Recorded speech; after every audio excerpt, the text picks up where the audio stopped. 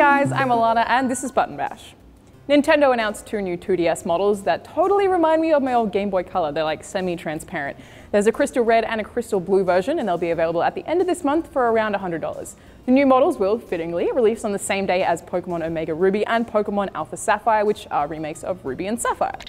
Telltale Games, the developers of the episodic The Walking Dead games, have finally announced some details about its upcoming Game of Thrones series. Apparently, the games will follow the story of House Forrester, with Telltale saying, "Caught up in the events of the War of the Five Kings, they are placed in a precarious position where members of the household must do everything they can to prevent the house from meeting its doom." Creepy. They said the game is directly based off of the HBO show, which in turn is based off of George R.R. Martin's book series, The Song of Ice and Fire.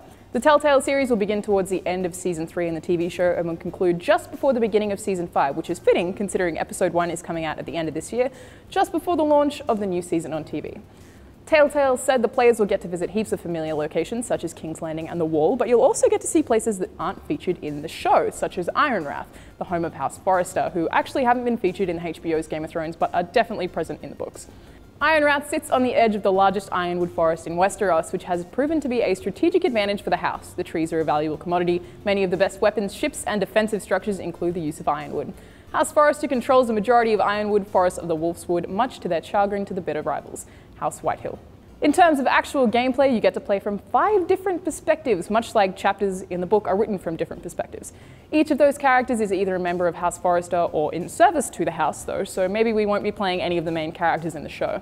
Playing as 5 different characters means you'll get to see plenty of Westeros though, but it's also supposed to have a dramatic effect on the story. Apparently a decision you make with one character can affect everyone else, and there are 5 of you.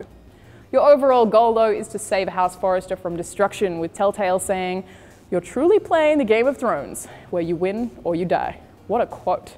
The first episode of the new series is going to be called Iron from Ice and is set to launch by the end of the year, available on PC and Mac, Xbox 360, PlayStation 3, Xbox One, PlayStation 4 and iOS.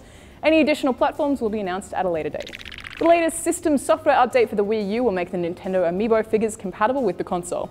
Amiibos are basically like little plastic figurines of popular Nintendo characters such as Link, Mario, Kirby, Diddy Kong, Fox, Samus, and Sonic that can basically interact with games with built-in NFC technology. For example, the Link Amiibo is joined to Mario Kart 8, and if you join him up, he can become playable.